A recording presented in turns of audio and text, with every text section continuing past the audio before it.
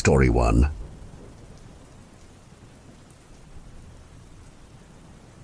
Lucan pressed his palm flat against the cool menacite alloy of the waygate. As he'd feared, it didn't so much as shudder in the presence of his mana. This one too, Keon. His familiar whined softly, pressing his wet little nose into the prince's side. It seemed like every time they went into the tunnels, another gate had shut forever. And we were only here last month. He raised his lantern up to the edges. Like the others, it had fused to the frame. It was a great shame. He loved visiting the Whitefire lands. Come on, let's go. He beckoned his companion to heel. Kion was a black, shaggy thing like a dog, but a demon nonetheless. He knew to stick close to his master's shadow, for the tunnels grew more deadly with each visit. First, there were the knife hands populating the upper floors, then the wraiths, ghouls and demons, and the banished. With magic in rapid decline, more doors were sealed shut, with the residents of those realms cut off, or stranded in the tunnels of the in-between. Traveling between the realms was once a privilege for any polytrix, Lucan included, but his older brother Erebos despised all forms or magic and its users, and so such practice, even realm hopping, were banned. It was getting quite late. Polytrix magic was always most potent between the hours of twilight and midnight. If Lucan wanted a chance of returning home that night, it was probably better heading back, rather than waste any more time on locked waygates. The echo of their footsteps was swallowed by the resonant hum of the menacite. The tunnels were, by design, never silent, for any material laced with mana sang with it. It could be enough to drive those who stayed too long mad, unable to sleep comfortably with the constant droning. There was a scent to it as well, for those who knew how to recognize it. It was like the air before a lightning storm, metallic and bitter, though pleasant. But if magic was dying a little at a time, Lucan may not hear the song or taste its fragrance on the air for much longer. His lantern cast dancing colors on the walls, each brick carved with strange symbols and glyphs from those to have walked those halls long before him. The marks were clues to his position, for the tunnels went on for thousands of miles, splitting off wherever they wished and leading to waygates he'd yet to discover. In all his 16 years, he'd explored a total of 571 doors. He'd of course forgotten a few of them, and many had been sealed upon discovery or had closed up over time, and so he had only a few dozen that he frequented, anything to keep himself away from his brother and the castle. Erebos insisted there was only wasteland beyond the borders of his kingdom, but Lucan had seen the truth with his own eyes. He'd visited gardens under perpetual moonlight, isles shattered by the hands of giants, cities of crystal and glass, amberson beaches, forests of ashfall trees whose leaves burned hot as flames, and clockwork mountains that roamed vast deserts. There was more than Erebos could fathom, and yet Lucan knew even if he did show him what was truly out there, it wouldn't change his mind. As they navigated the clues in the walls back in the direction of home, Keon remained stuck to Lucan's side, the usual prance in his step replaced by a rigidness. The shadows themselves could present danger. If one lingered in the dark for too long, they would burrow into the mind, seeding dark or paranoid thoughts. And yet they drew wanderers in. Lucan knew the way as well as he could, but the shadows would still do their best to lure him. They tricked him with darkened passageways, some with faint flickers of light teasing an open waygate or something more. Just around this corner, you'll find something new. Roam a little further, explore a minute longer. And he'd be wandering until his lantern went out and left him to the dark. Keon froze, his growl rumbling from multiple mouths. He wasn't worried of shadows. He'd sensed something else. His ears flattened to his head. He stared down one of the intersections. "What is it, boy?" Lucan knelt beside him, his heart pounding. He followed Keon's stare, seeing nothing at first, for that path was sunk in an impenetrable darkness. Some were like that. If all magic was gone from the waygates down that path, the tunnels would gulp down every last trace of mana, including any glimmer of light. It gave the shadows all the more power, and Lucan had done his best to close off such passages when he found them. This one was new. There'd been 2 waygates up and working that way just hours ago. The darkness was spreading. Through the empty void, a flicker, movement, and a dragging, scratching sound grew over the hum around them. Wraiths, of course. They were scavengers, born in the deeper levels, though they had been climbing higher as they sought mana, drawn to it like moths to flames. It took Lucan a moment to truly comprehend the danger. If there was no longer mana coming from the waygates, they would be called by the next available source. Himself. "Kion," he whispered, chills ripping up his arms. "Back up." Slowly. He tiptoed as quietly and cautiously as possible into the tunnel on his right, the one leading back home. He knew running would only provoke them. As they came towards his light, he finally got a better look at them. They had hair like cloth that draped to the floor, brushing away the dust at their hooked feet. One or two or more hungry eyes glowed orange like beacons in the mist. Teeth akin to splinters pierced through their lips, and their skin resembled the gnarled wood of an ancient tree. They were almost as tall as the ceiling above, staring down at the prince and his familiar, their tongues clicking at the backs of their throats all the while. Whether it was language or a means of detecting prey, Lukon didn't know. He only knew that the best way to avoid them was to move slowly and quietly, hoping a greater source of mana would distract their attention. There were 3. That was unusual. Wraiths weren't known to travel in packs. They must have been starving, and he didn't blame them for targeting him. They were probably confused, scared. Living in the tunnels was as much a challenge for its native fauna as it was for realm hoppers. He walked backwards, never taking his eye away, and praying that there'd be nothing to trip him or stand in his path. If he could find a waygate, any waygate that was still functioning, he could encourage them to feed on it rather than himself. Wraiths alone could not exhaust a gate's mana, as they lived in a symbiotic relationship with them, producing mana as well as taking it. But with things that moved, they'd behave very differently. They would drag any living creature with mana back to their nests, imprisoning them and keeping them until they starved. He couldn't let that happen. There was no worse fate than being stuck in the in-between. Lukon felt the wall at his back. He must have strayed from a direct path with his focus so narrowed upon them. Kion growled again, eager to bark, to do anything to scare them away. Lukon fumbled his hands across the stone, feeling for the metal of the gate he knew to be there. His fingertips found it. He pressed harder, meeting the chill menacite. It was there. Of course it was. He'd visited that gate several times before. "Kion! Hold!" He gasped, shifting his weight to the wall and feeling around for the right spot, the small, smooth disc in the center. He found it, infusing his mana into it, praying for it to work and awaken the gate. Nothing. His body quaked, sweat soaked his brow. He tried harder, commanding the gate to respond to his pleas. Still nothing.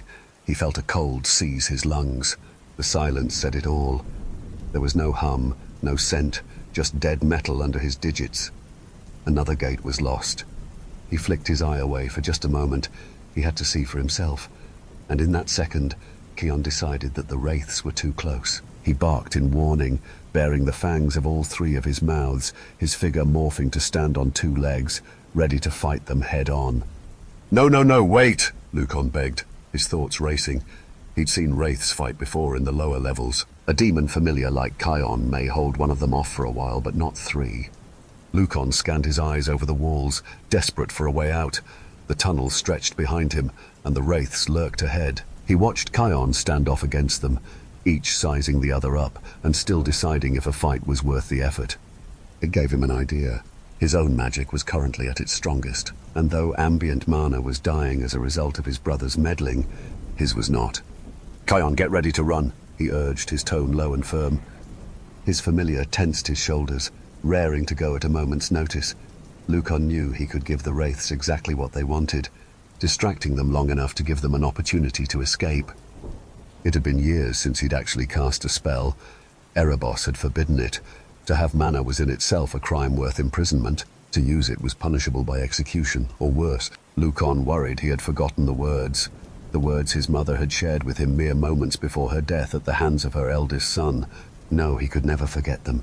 He could never forget her. He raised his hands. "I invoke the primordial covenant." A light flickered in his fingertips. "Spirit of the northern star, grant me your infinite light." The glow spread to his palms, and a runic circle took form before him. "Pierce the shadow veil and impart your divine truth." He braced the burning pain clawing up his arms, as tendrils of starlight snaked their way up his wrists. "Now, Kion!" The familiar spun and made a dash for the exit. The wraiths would have followed, but in that split second before they gave chase, Lukon cried out, "Tel Yukon de Caudis Skiota!" The circle spun, faster and faster, all its energy drawn towards its central point. The voice of the spirit whispered in reply, "And then release!" A bolt of white energy shot forth from its heart, zipping past the wraiths and searing the air around them. It tore through the darkness, gaining momentum and intensity. The light it gave off was raw, concentrated mana, dwarfing that which its caster now had to offer. And so the wraiths turned with a collective shriek, and driven by their insatiable hunger, scrambled after it. Lucon's hands were burned, contorted into claws and shaking. He cradled them to his chest as he hurried as fast as his feet would carry him across the uneven cobbles in the opposite direction. The lantern slipped from his grasp with a clang that may have once again caught the attention of his pursuers. The path ahead still had some flickering threads of light from the few functioning waygates, but the shadows still writhed with malevolent intent, eager to trip him so they may invade his thoughts. The wraith's screams grew louder with each step, but Lucon refused the urge to look back. He focused solely on Kion ahead of him, leading him to the way out. He dodged the darkness and weaved through the twists and turns back towards the gate leading towards home. The wraiths were back on his tail, not too long fooled by a fading blast of magic compared to the one who had commanded it. They swallowed the light behind him, scratching out the marks on the walls and spilling through the intersections to close the distance. The door was just ahead. Lucon's pulse drummed in his ears, and each breath he took came sharper than the last. He held his rapidly healing arm out in front of him, meeting the warm, thriving menacite of the waygate. It came to life, the hum of the metal growing to a song of welcome as its solidity gave way to an open portal. Lucon and Kion jumped through it as a wraith swiped for them and landed hard on the stone paving of the castle garden. Feeling the grit between the slabs of paving, the cool night air, and the flickering warmth of flame light upon him, Lucon breathed a sigh of relief. He rolled onto his back, the hard ground serving as a strange comfort, and stared up at the sky as he collected himself. Countless stars glittered above, but the North Star appeared dimmer than usual. Still, he knew it would be restored to its former glory in little time. A single spell wouldn't weaken a star's overall brilliance for long. Of course he'd remembered the words. His mother had named him after the spirit of the North Star itself. Ter Lucon de Caudis Sciota meant the light that guides in the dark. Just as his brother's name came from another divine spirit, but one much more ancient, and one who commanded the darkness rather than the light. Fortunately, Erebos couldn't use magic, and therefore would never be able to call upon such a force. He petted Kion as he sat up, staring back through the otherwise very ordinary archway leading to the far end of the garden. It was a simple structure, made from stone and overgrown with ivy, and yet it served as a doorway into the space between the realms. It was almost funny. Erebos hated anything to do with magic, including the waygates, and yet he had one hidden in plain sight in his own backyard. If he'd known it was there, it would have been destroyed years ago. But he had no idea, and Lucon intended to keep it that way. He dusted himself off and headed back towards the silhouette of the castle, with his familiar pottering at his side. As he approached the heavy doors, 2 guards greeted him in unison. "Prince Lucon, welcome back." Their voices were respectful, but firm.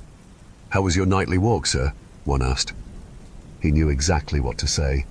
It was the same dance every night. They didn't actually care. It was merely a pleasantry. Still, saying nothing would raise suspicion, and so instead he'd paint them a picture, sometimes going into extravagant detail to make his lie all the more convincing. "Great! We watched the fish swimming in the pond, going around and around for hours. Their scales are so pretty in the moonlight. Ooh! And we saw the bats were catching moths in the orchard." "Very good, sir," they cut in sharply. Lucon dipped his head, feigning sheepishness. He mumbled a good night before pressing on inside. As soon as the doors shut behind him, he offered a sly smirk to Kion, who wagged his tail. As soon as he reached his chambers, a sanctuary pieced together from his brother's discarded furnishings, or whatever he'd managed to salvage from his parents' room before the rest was burned, he abandoned his princely facade. He lay in his bed with Kion curling up beside him. He'd been smiling moments ago, now his brow furrowed with worry, and his exhilaration faded back into gnawing unease. More waygates were closing, faster than ever before. The tunnels served as the one vital link connecting their kingdom to the other realms. Historically, They'd have been used for trade or the movement of people, but that connection was being severed, piece by piece. Magic wasn't the only thing Erebos was determined to eradicate. He wanted the world divided, and the consequences were already making themselves known. More monsters were creeping up from the lower levels. Whatever his brother was doing was drawing the fauna of the in-between closer together. They were hungry, and with them roaming in packs, they grew more dangerous than ever. Without magic or polytricks, there'd be nothing to stop them if they found a way to breach the boundary. Erebos had no idea that his fanatical quest for order could soon spell calamity, potentially unleashing a tide of chaos and destruction upon the very kingdom he sought to protect. It all weighed heavily upon Lucon's chest, a crushing burden he could share with no one if he was to protect himself. He knew he needed to get stronger. He would have to go back into the tunnels again and find a way to fix things. If he didn't, every realm would be at risk. To save his brother, he had to defy him. To save the world, he had to walk outside it. Story 2.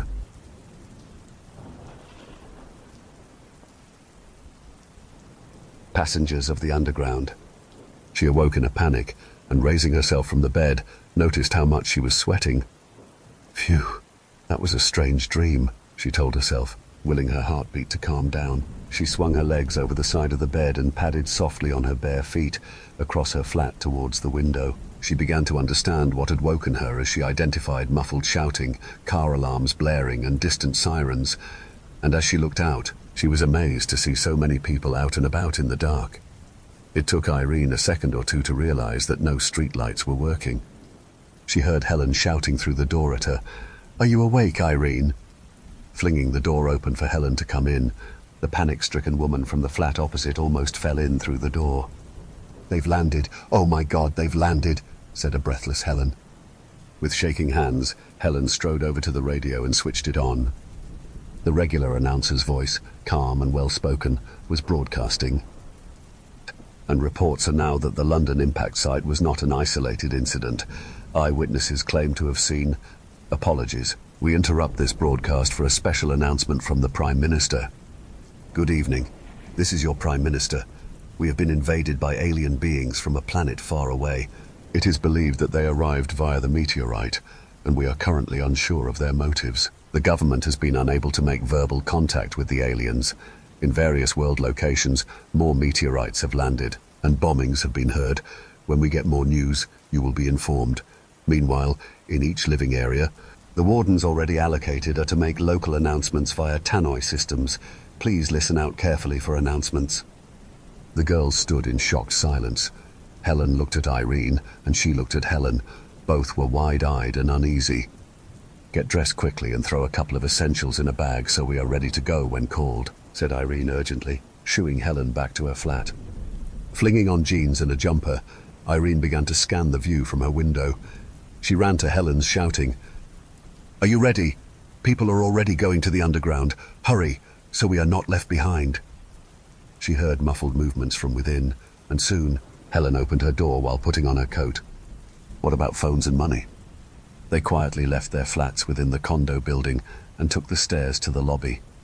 Their footsteps echoed as they ran from step to step, but strangely, as they reached the lobby, all was silent. The lifts were stationary, but surprisingly, there wasn't any sound of feet running down the stairs from any other occupants. Irene whispered, "Do you think we're the last ones?" Helen shrugged, grabbed Irene's hand, and pulled her as they began to run in the darkness towards the unlit underground station. As they entered the pitch dark of the underground, Helen felt sure she had heard a noise. "Anyone there?" she called. They heard nothing.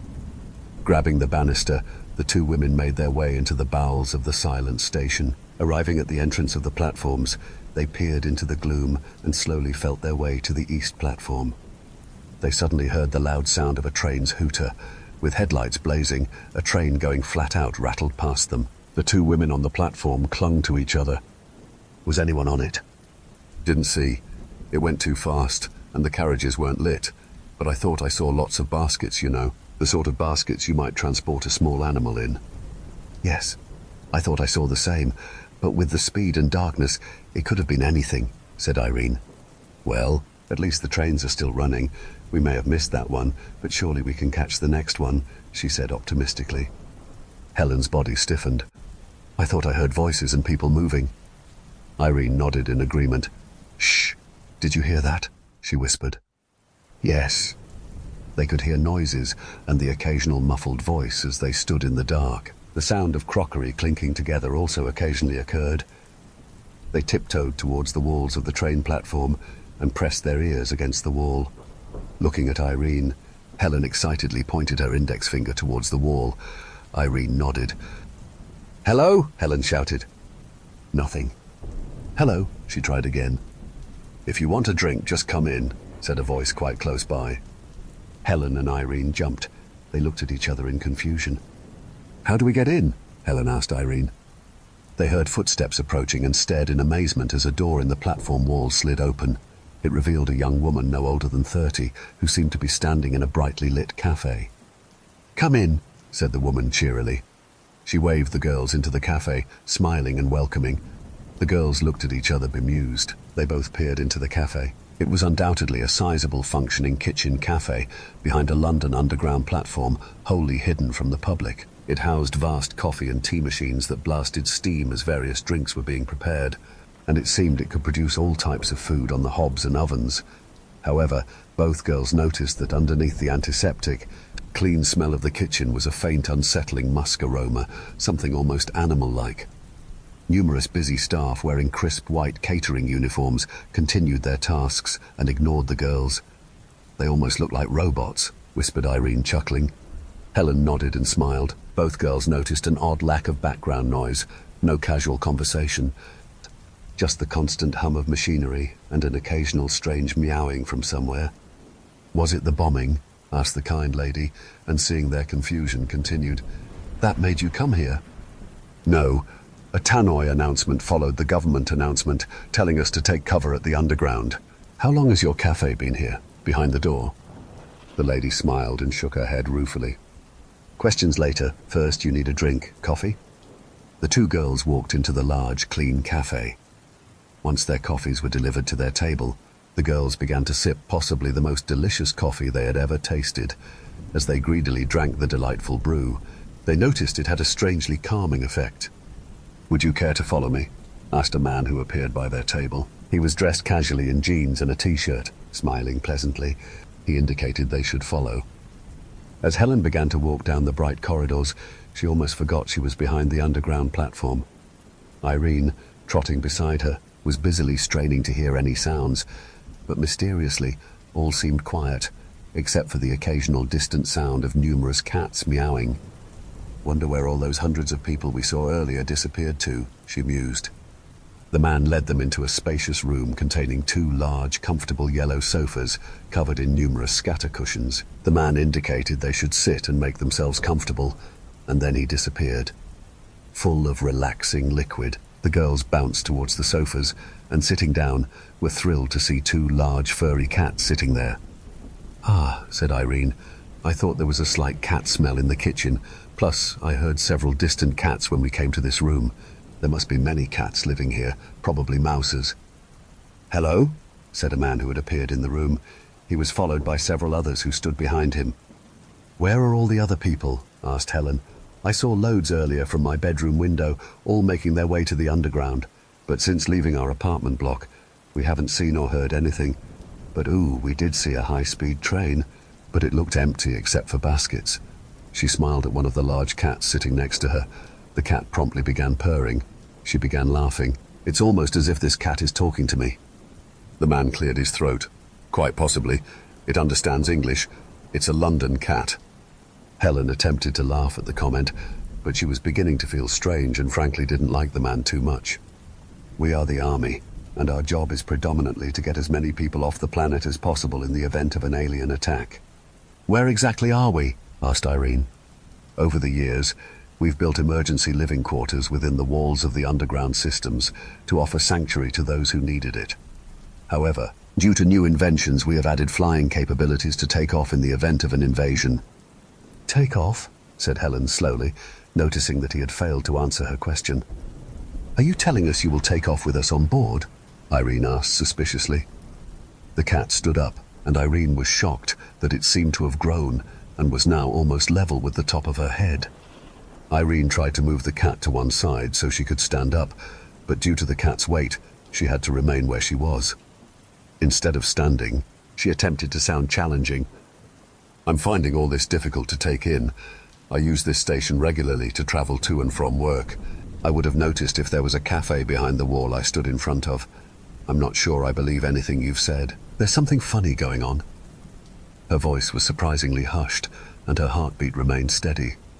She continued, "I think you came in via that rock that crashed into Earth, and you planned to take as many of us as possible from our homes." The two cats, now bigger than ever, began to meow loudly. "Why do you want to kidnap people from my planet?" The man hesitated for a moment. "There is nothing at all ominous about our intentions. You'll love it," he said excitedly. "Tell me, what do you do daily?" "What do we do? I'm not sure what you mean." Irene turned to Helen and shrugged. Helen shrugged back. "Well, what did you do yesterday?" Confused by the question, Irene finally said, "Nothing." "Nothing at all?" "Well, I went to work," she said lamely. He smiled and said, "Why do you work?" "What do you mean? Without working, we'd have no money." "Yep, we all need food, warmth and comfort," said the man. The girls nodded. "Great. This is exactly what we want to give you, except you won't have to work for it. We want to take you to our homes, where you'll live in luxury, perhaps produce children and live a dream existence." The two big fat cats pushed and nuzzled against the girls, and the girls helplessly began to pet them. The sound of purring was louder than any purring either girl had ever heard. "Good, you love to pet cats too. We adore our cats. Our pets always sit with us and keep us relaxed and content. We love to chat and nuzzle with them. You'll love it," said the officer. "What do you mean, we'll love it? I love cats, but sitting all day, day in and day out, and petting a cat would bore me." "Ah, you only say that because you have plenty of cats here.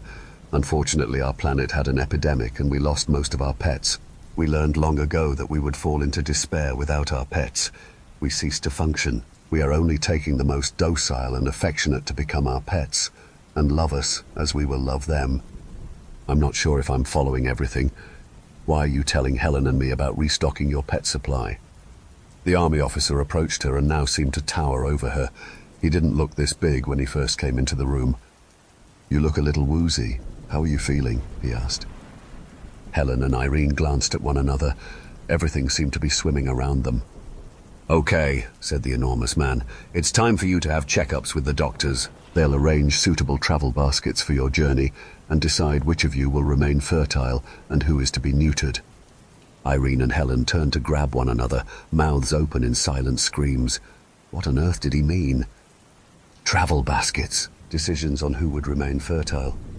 The two enormous cats grabbed the helpless girls by the scruffs of their necks and began to carry them along a corridor. As the girls opened their mouths to cry out, they heard strange crying noises coming from their mouths, similar to the noise young babies make when distressed. Despite being carried by the back of her neck, Irene turned to Helen, her mouth open in terror, but it wasn't Helen anymore. Her eyes were too wide, too green. Furry ears twitched atop her head. A tail flicked anxiously behind her. Irene struggled violently, trying to escape from the cat's grip. She began to feel her skin crawl.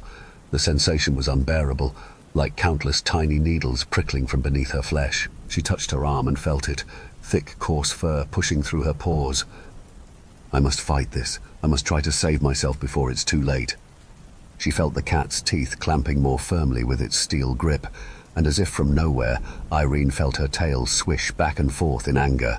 Her jaw ached, her teeth shifting unnaturally. She tried to cry out, but what came out was a strangled yowl. She began to growl, but could only hang immobile from the cat's mouth until even her tail ceased to move. Like Helen, she had stopped resisting and instead allowed the transformation to finalize. They weren't girls anymore, they were pets. Ahead of them, the wall opened, and they found themselves back on the platform just as a train arrived. They both felt themselves being shoved roughly into cell-like baskets and felt the baskets being placed onto the train. Uniformed operatives removed the baskets from the floor and swung the captives in their baskets onto a wire shelf. In their new guises, the girls were soon overwhelmed with the deafening sound of innumerable distressed screaming cats and, unable to control themselves, opened their little cat mouths and began to scream along with everyone else. Story 3.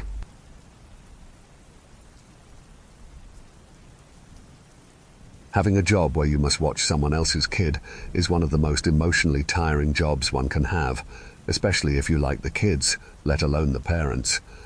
My job gives me the feelings and joy of motherhood, but I also have to experience the heartbreak of stepping to the side when their mum is around. I don't get to raise these kids my way. Instead, I am forced to follow the rules set forth by the parents who are too preoccupied to oversee parenting themselves. The rewards are great, though.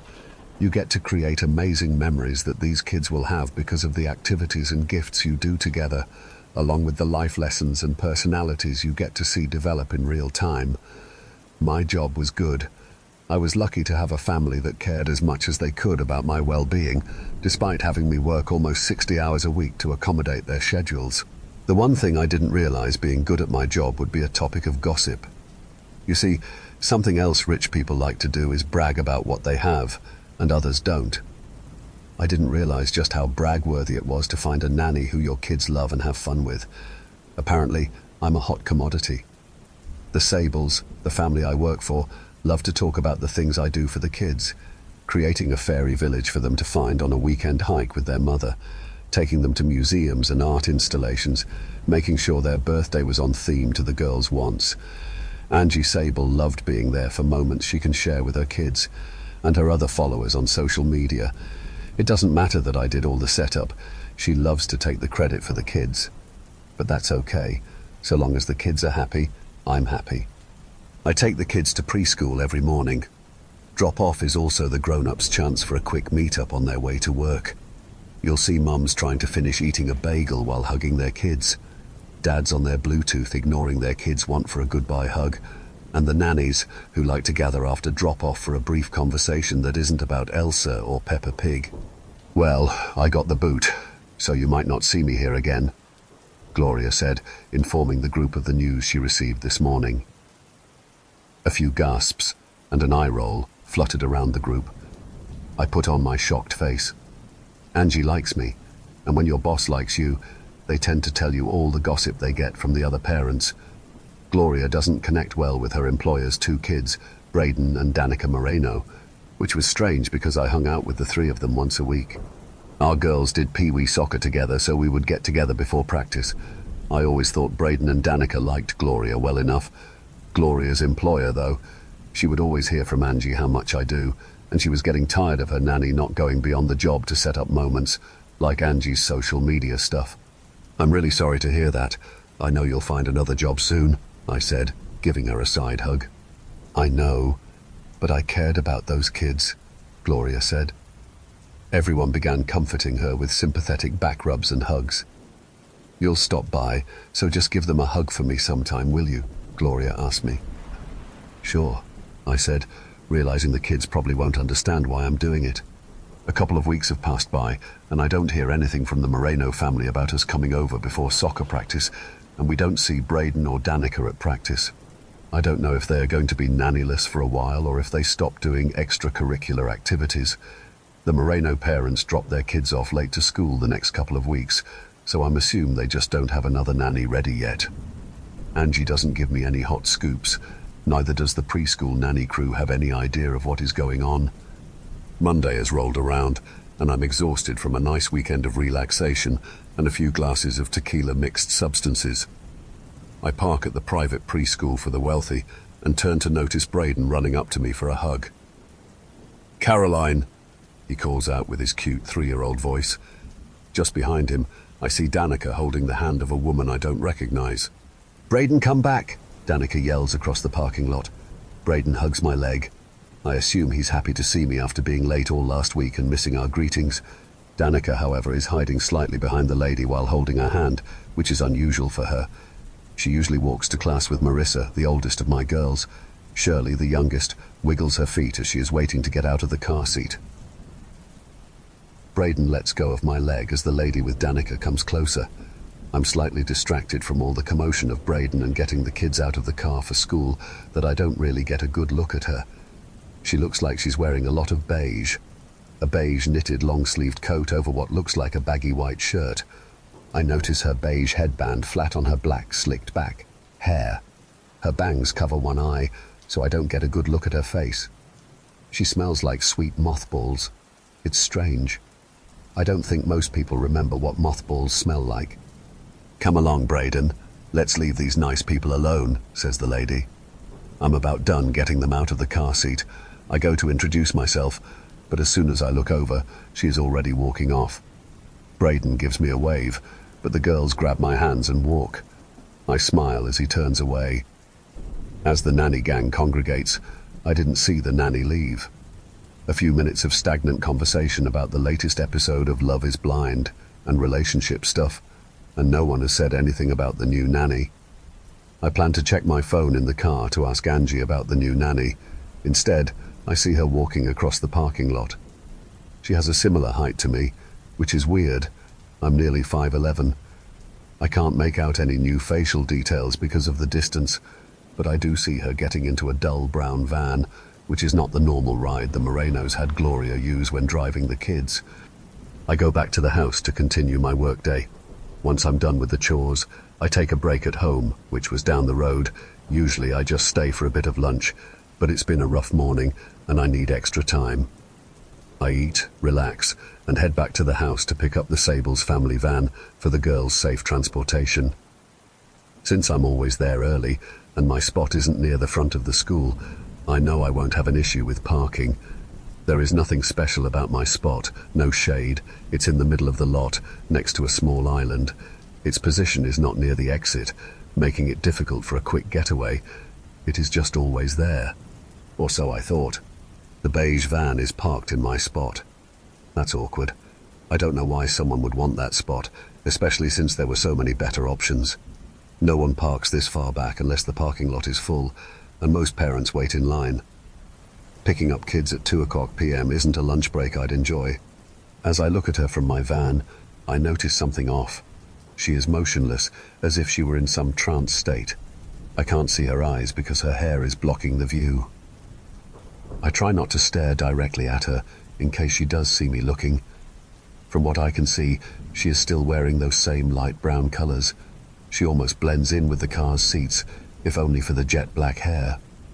I sneak some glances at her without her knowing, but I don't see anything more than I did the previous time. When I see Ms. Donovan, Marissa's teacher, leading her students out, I get out of the car and start walking towards the school.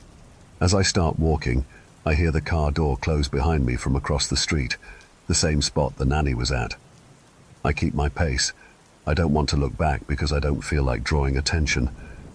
I turn my head and focus my attention on the cars waiting in line, but I notice something in the reflection of the cars. The nanny's pace is the same as mine.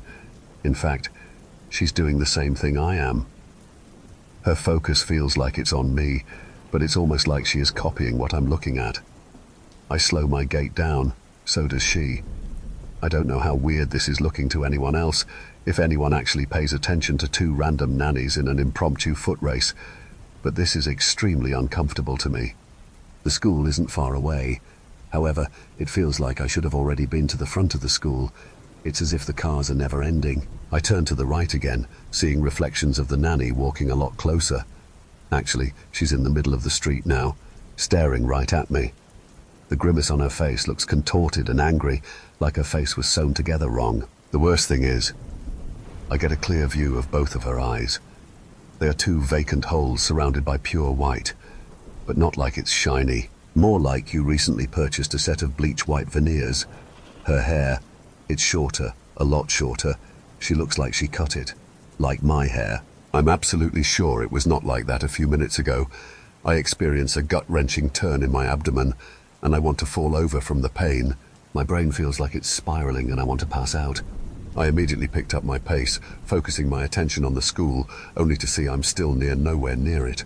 I don't want to stop or even look behind me now because none of this seems real, but my legs are getting so tired like I've been walking for hours. I can't take it anymore. My head feels like it's being beaten in a boxing match, and I'm about to hit the canvas. What do I do? "What do you want?" I shout as I panic, spinning around to confront the abnormal woman following me, only to find no one there. Two hands grab my hands, causing me to shriek and spin back around, falling over Marissa and Shirley. "Caroline, did we scare you?" Marissa asks, with a look of shock while Shirley smirks, seeing me on the ground. She thinks it's a joke. "Oh, sweetie, why are you over here? I am supposed to come to you," I ask Marissa. "We saw you, and you weren't moving. You were just turned around. So our teacher walked us to you," Marissa said. I didn't even notice that Ms. Donovan was with them. I turned to look, but the brown van was gone. "Are you okay, Caroline?" Ms. Donovan asks. "Yeah, just lost in a thought," I say, turning around. "Thanks for waking me up." "No worries. You were just breathing really hard just now, so I thought you might be having a panicattack. Miss Donovan spells out the word so the girls wouldn't know one of adulthood's greatest joys. "A picnic tack." Marissa doesn't know what was spelled. "Nothing for you to worry about. Let's get in the car," I say, shoveling the girls in. "Ms. Donovan, really quick moment if you have one." I put the girls in the car seats and turn on the air conditioning and my phone so they can watch cartoons.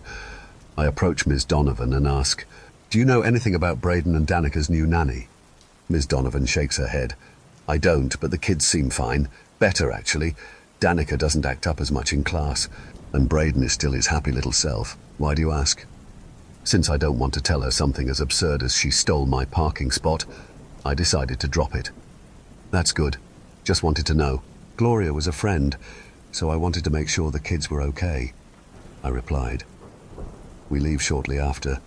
A normal final stretch of work later. I have a normal night at home with my partner and our pets. The next day I leave my break slightly early to drive to school even earlier than I normally do. I hate cutting into my own time to get a parking spot, but it's the principle of the matter. Pulling into the parking lot is less of a struggle since people in the car line haven't started piling in just yet. As I pull into the parking lot and make my way to my spot, the freaky nanny van is already there. She somehow got here earlier than me, like she predicted my move. I wait in my car, seeing the spots all around her anomalous van open. Do I ignore this? It's just a parking spot, but it's so weird because it's my spot. I've parked there for years, not that she knows that. I parked directly across from her van. I've never had bitch in my blood, so I want to get a good look at this person. I turned off my car and stared at her. I can see her clearly now that I'm directly across from her, but I immediately noticed something I never thought possible. She looked like me.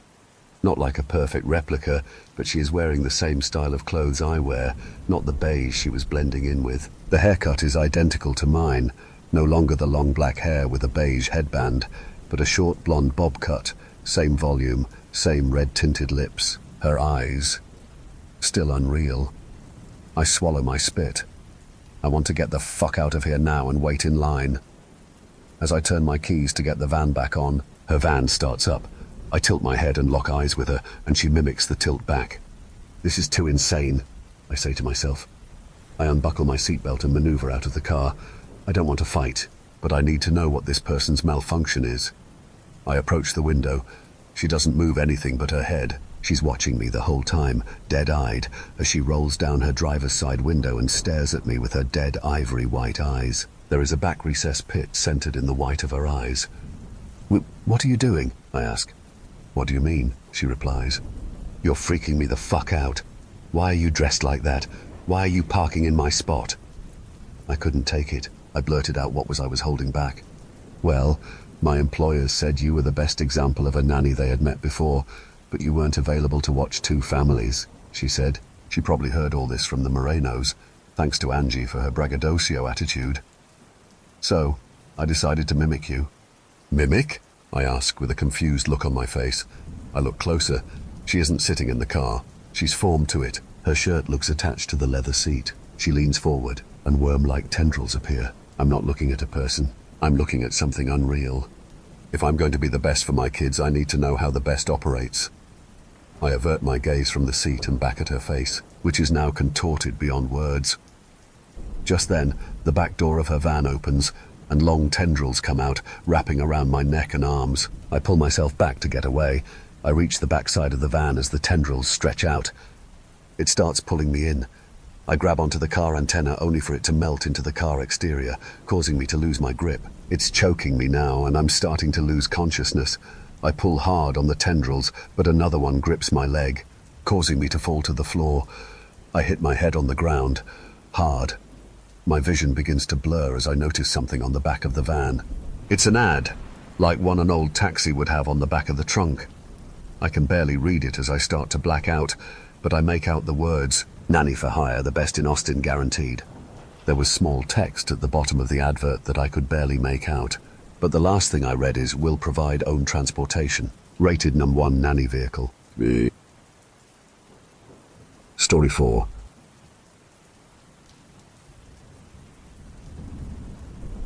Jacob Willis examined the goods laid out on the hastily erected table set in the parlor of the rundown apartment. Various household goods were arranged neatly, each with a pre-printed price sticker affixed. Jacob cast about for any items that looked decently interesting, but nothing caught his eye. One of Jacob's favorite authors had recently died, and he was here to get a glimpse into the man's life, if only through his belongings. Alex Keyes was an author who produced some fascinating works of fiction in his day. Sadly, it looked like Jacob's literary idol had lived a life of dreariness. Keyes wrote dozens of short stories in his early days, but few were ever purchased or published. But after some time, he'd honed his craft and produced his magnum opus, The Fall of the Betrayed. It was a darkly suspenseful story about greed and lust, and had an overall supernatural bent to it. Keyes developed exceptional characters that inhabited a magical world.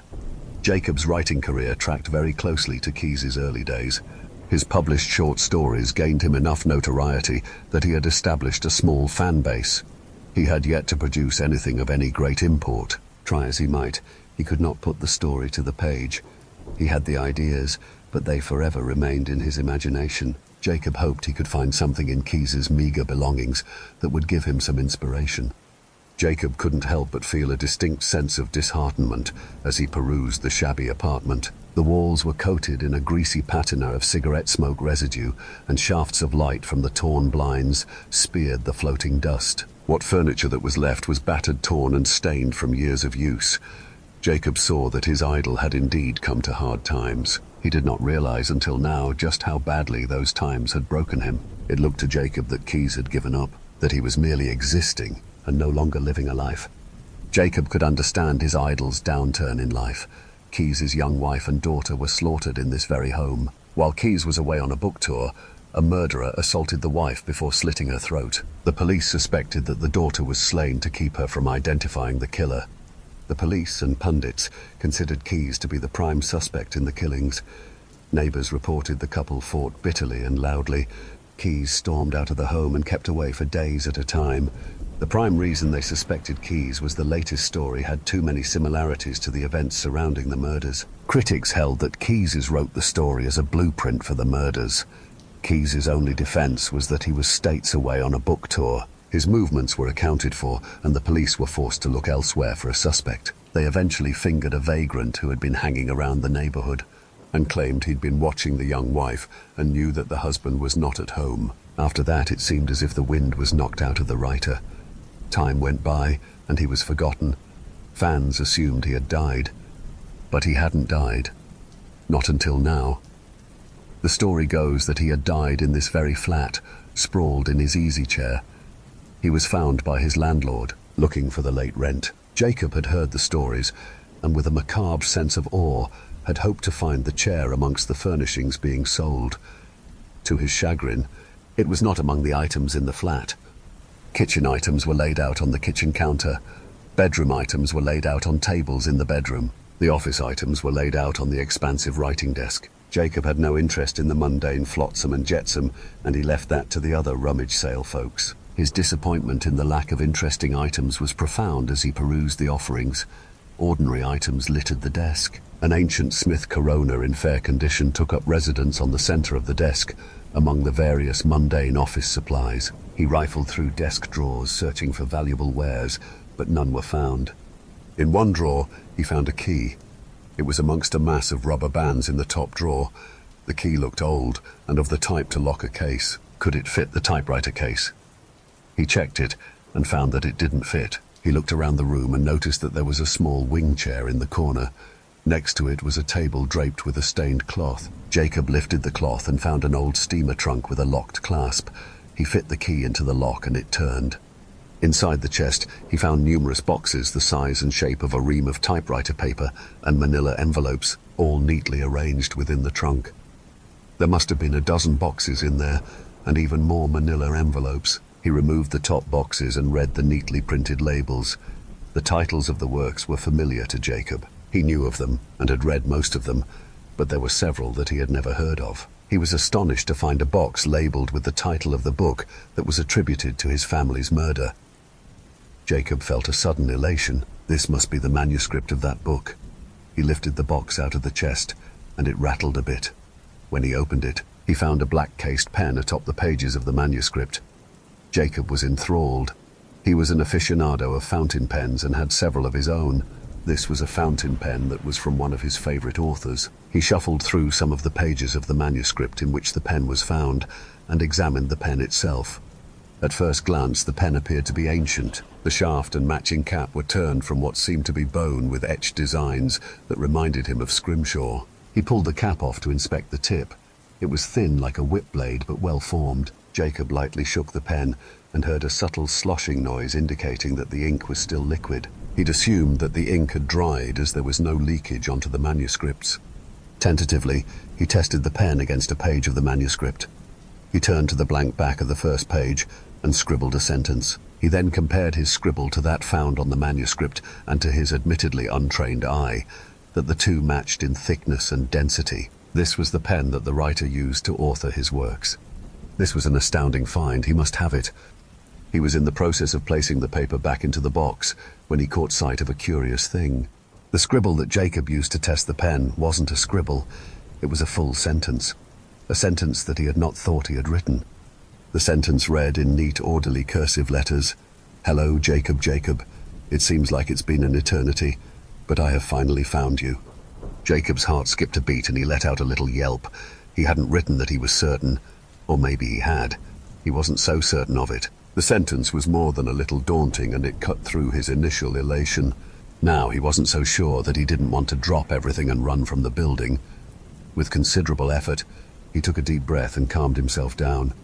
"Aye," the clerk exclaimed as he threw the pen down. "I think it bit me," he added, clearly startled. He looked at his fingertip, then placed it in his mouth and sucked. The clerk had been handling each of Jacob's purchases as he itemized them for the sale. Jacob caught sight of the pen as it landed in the box. A bright bit of color darkened the pale scrimshaw of the pen barrel. A crimson blot stained the barrel near the nib end. As he watched, the stain faded and appeared to soak into the coarse material. The clerk was too engrossed in his finger to notice the happenings of the pen. "The thing cut me," he accused. "It sliced my finger wide open," he said as he proffered his finger for Jacob's inspection. "Those splinters are sharp. You don't want that, do you?" he asked again. "I'm sorry for your injury, but that is not the fault of the pen," Jacob replied. "See, there are no splinters or hard edges. It's as smooth as a marble," he said as he displayed it in his gloved hand for the clerk to see. The pen was in fact smooth and clean. The barrel and its matching cap now appeared to be made of a heavily lacquered bone. The nib gleamed like newly polished brass. The clerk examined the pen. "The thing cut me," he said petulantly as he completed the sale. "Whoa." Jacob did not like writing his stories on the computer like every other author in the world.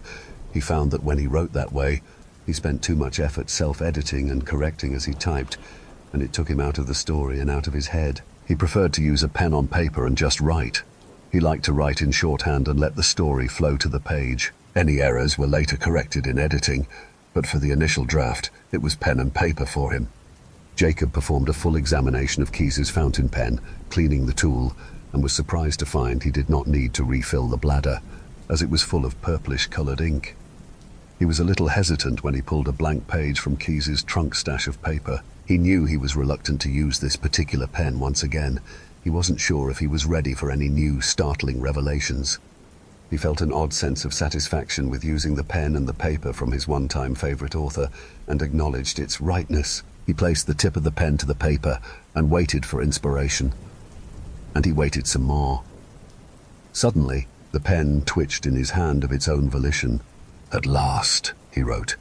Except he did not write that. His hand held the pen and the pen tip pressed to the paper, but he did not move the pen. "What the?" Jacob began. The pen moved once again.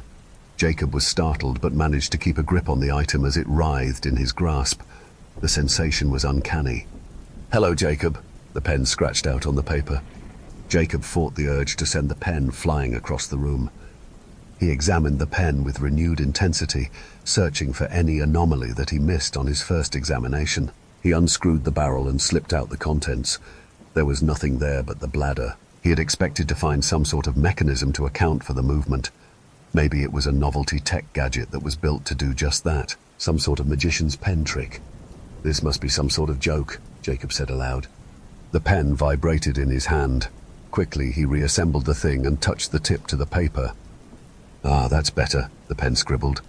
"What are you?" Jacob asked aloud. "I'm your cure for writer's block." "What?" "You have a great story inside you. You just have to let it out. You are blocked, emotionally, because you do not believe in your talents. Your mind is your own worst enemy. You do not believe that what you have to say is any good, and you do not believe that you can tell the story that is any good." The pen scratched furiously and produced a string of jittery symbols. The writing was in shorthand. "I don't believe it," Jacob admitted. The pen wiggled in his hand once again. "You will, in time. All you have to do is hold me and put my tip on the page, and I'll do the rest. Can you write my stories for me?" "No, not at all. As I said, I merely remove your emotional blocks. What you write when you hold me is all from you, just like any other pen. The difference is that you believe I can do this for you. So it's all psychosomatic. I believe, therefore I achieve. If that's what you like, then yes." Then a thought struck Jacob. "Were you Key's muse?" The pen seemed to hesitate a moment before coming to life. "I know only what you know, Jacob. I have no memory of my own. I can feel your mind and see what you imagine, and I bring it out of your subconscious. At least that's what I think I do, because that's what you think I do." "Of course," Jacob mused to himself. "That's why Keyes rose to such great fame. He didn't produce his greatest works until he found you. That sounds like a great story. Tell me all about it." The pen scratched. "Oh." Jacob wrote for hours at a time. At first he felt an elation as the story unfolded through his pen. The narrative flowed naturally. The characters were robust, and the images were vivid. Jacob was so entranced with the visions that he felt like a spectator watching a movie in an empty theater. He caught every image on paper and described the action vividly. Jacob preferred action and adventure and far-reaching space sagas. He'd eschewed horror and dark thrillers, both in novels and movies. Such stories evoked emotions he did not enjoy. After a while, Jacob noticed that the images in his mind became darker and profoundly sinister. The more he wrote, the more his thoughts drifted to the darkness. Writing itself became trance-like. When he was in the thrall of writing, images came unbidden, and like many a bad dream, he had to struggle to throw off the pall. More than once he startled from the trance and found himself in a cold sweat and panting heavily. Hours had passed, and he had no recollection of events other than the visions.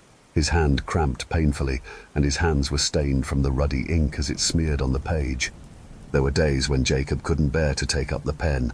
The very act of writing evoked strong revulsion. For a time, Jacob tried using a different pen. He had a large collection and chose one at random. He held it expectantly, tip to paper, and waited. Eventually, inspiration came and he began to write. He waited for the trance to come, but it never came. Under the trance, the words flowed effortlessly. Without the trance, the words came out haltingly and laboriously. The sentences were incomplete. The imagery was muddled, the characters were flat, and the plot went nowhere. Jacob threw the replacement pen away with disgust and picked up Key's pen one more time. "Whoa." "I can't accept this," Larry Saxon said, tossing the manuscript on the desk before Jacob. "It's too bland, too cliché. Your fans will hate you for it, and frankly, nobody will buy it." Jacob nodded morosely. "Well, I tried," he muttered to himself. Then he continued. "Science fiction has been in my bones since I was a kid. I could scarcely dream of anything else. I ate up all the stuff that the great authors could produce. It is the manna that I eat. It's the ambrosia that I drink. I aspired to produce stories to equal the greats. I had them in me. I could feel it." "You were great once upon a time," Saxon agreed, "but not that great. You were good enough to sell a few books, though. You should be proud of that." "Are you conducive to a change of genre? Do you think you can sell horror?" he asked. "What have you got?" Saxon asked suspiciously, as Jacob produced a second manuscript from his satchel. "Whoa." "This is great stuff," Larry Saxon proclaimed. "You haven't written anything this good in years." "You'll publish it?" Jacob asked with trepidation. It'll be the pride of our catalogue, Saxon crowed. Jacob smiled weakly. You don't look so well. Are you all right? Saxon asked. Jacob was startled. Yes, I'm fine. I've just been working a lot. This new book, it's very dark, Saxon said. It's darker than anything you've done before. Yes, it is. What are you getting at? Jacob replied with some heat. Saxon backed off. It's just that it may have taken a toll on you. You're my publisher, not my therapist, Jacob bit back. Story 5.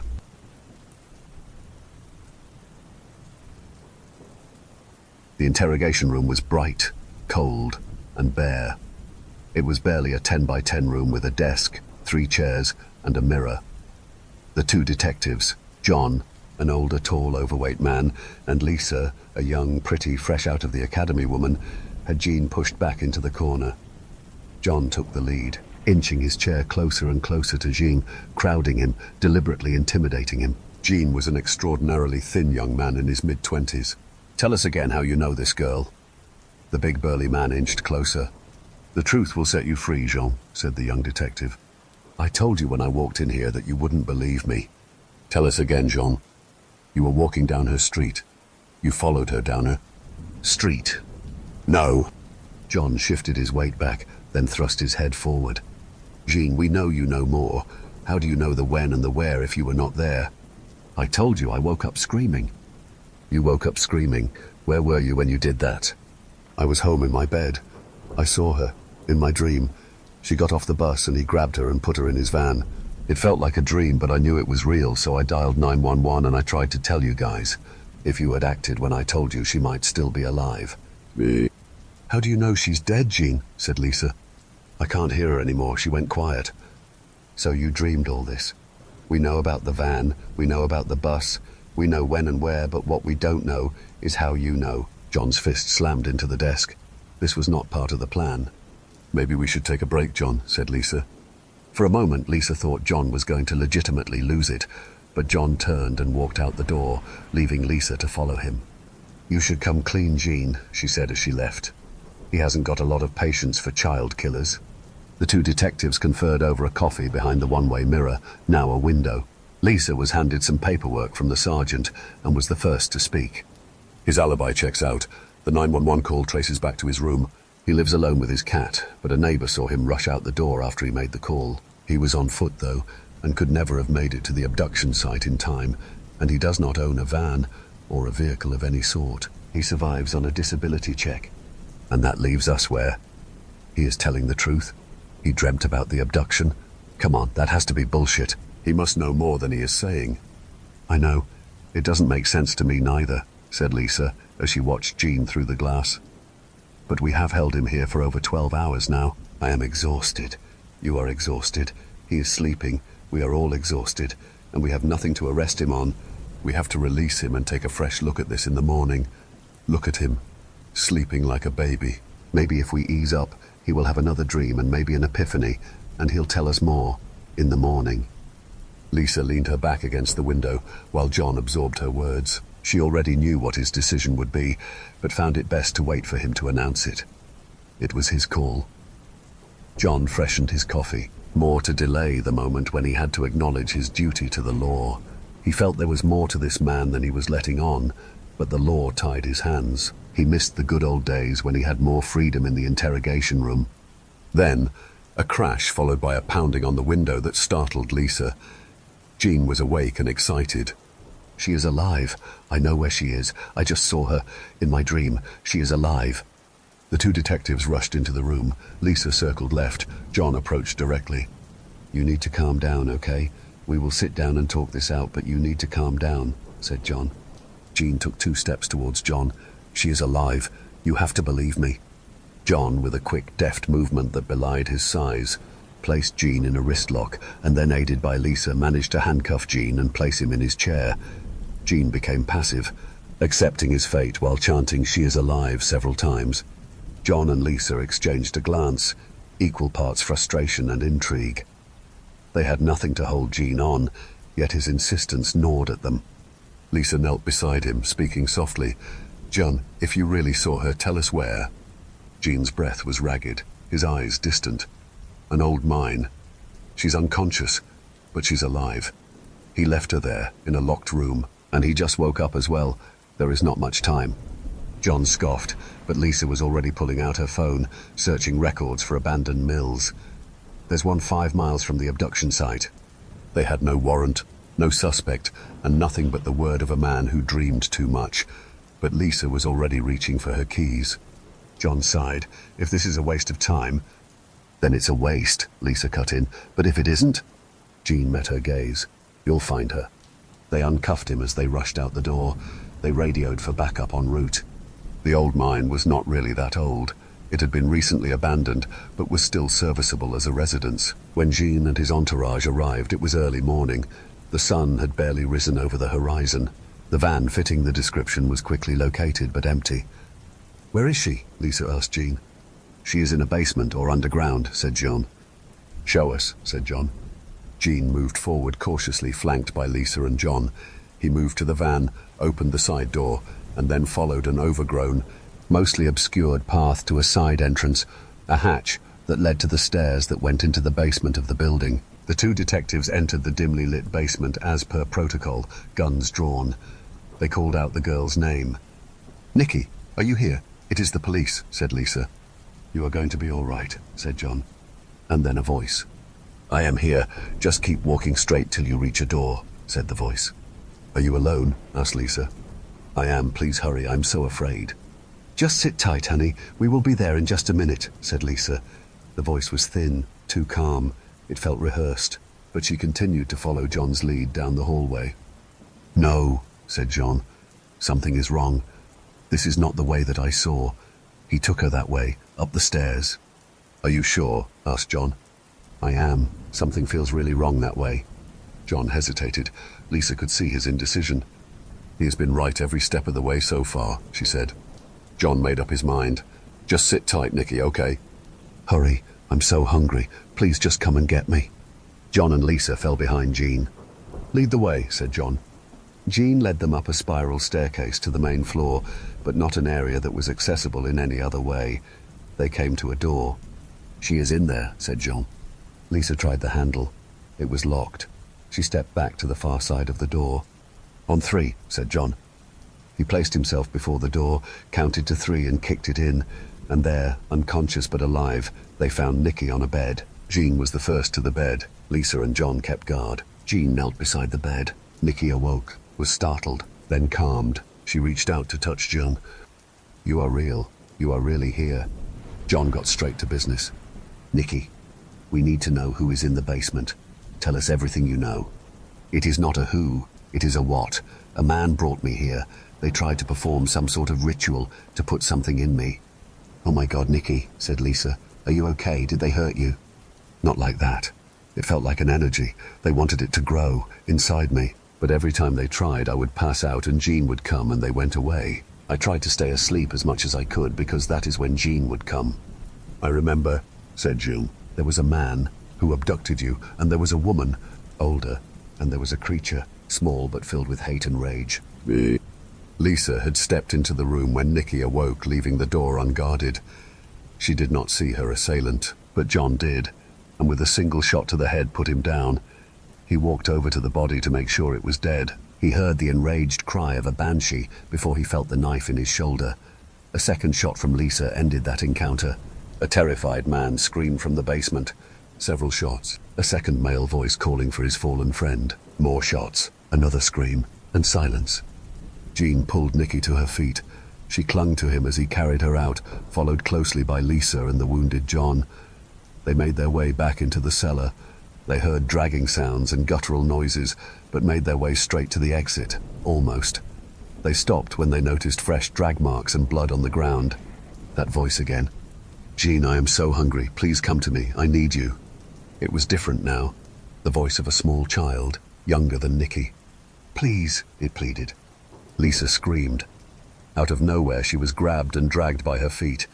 She drew her gun and fired at nothing, and yet she could not break free of its grip. Take the girl, said John. Get out of here. John went after Lisa. Jean escaped with the girl. They made their way back to the police cruisers. Jean retrieved a shotgun from the trunk and radioed for help. Nikki, I need your help, okay? I need to know why you are alive. What is it that they want? I don't know. I don't know. They kept performing this ritual. They brought this thing to life and tried to put it in me, but then you would come and the thing would die again. What thing? I never saw the thing. It was small, kind of baby-like, like a fetus. The creature. Did it have a name? They called it Betty. One last question, Nikki. Just answer it honestly, please. Are you a virgin? I am barely 18. Yes, I am a virgin. A police cruiser's siren was close now. I need to get in there, Nikki. I need to get close to the creature. You will be fine. Tell the police not to follow me, okay? Jean didn't wait for an answer. He re-entered mine. He followed the drag marks to the door where he found John nursing a terrified Lisa. Jean called out to them in a whisper. Shit, Jean, don't ever do that. I almost shot you. I don't think your gun is the answer here. This is going to sound strange, but I think I know what's going on here. How did Lisa get away? I didn't get away. They called me a whore and threw me here. Are you a virgin? What? No. What kind of fucking question was that? Said John. It wants to be born, like Jesus, but this is no Jesus. My parents told me the story. They made a pact with a demon in which they offered their unborn female child in exchange for untold power. The deal glitched when I was conceived at the same time. Her twin, she died in utero, with the demon trapped inside. How does that help us? It wants to be born, to a virgin. I am not a man. I am a trans woman, post-op. If I can trick it into my body, it should die there. No womb, no room, so to speak. And how are you going to trick it into your body? This is nuts. You don't even know if it will work. When I sleep, I am inside the demon's head, my sister's head. I see through its eyes. I can feel its thoughts. It thinks I am my sister and it backs away. It won't harm me. That's how I protected Nikki. Do you have a better idea? Jean stepped forward toward the darkness, spreading his arms. You've been looking for me, haven't you? The darkness trembled. A shape emerged, small, twisted, barely human. Jean sensed a presence behind it. It tilted its head, sniffing the air.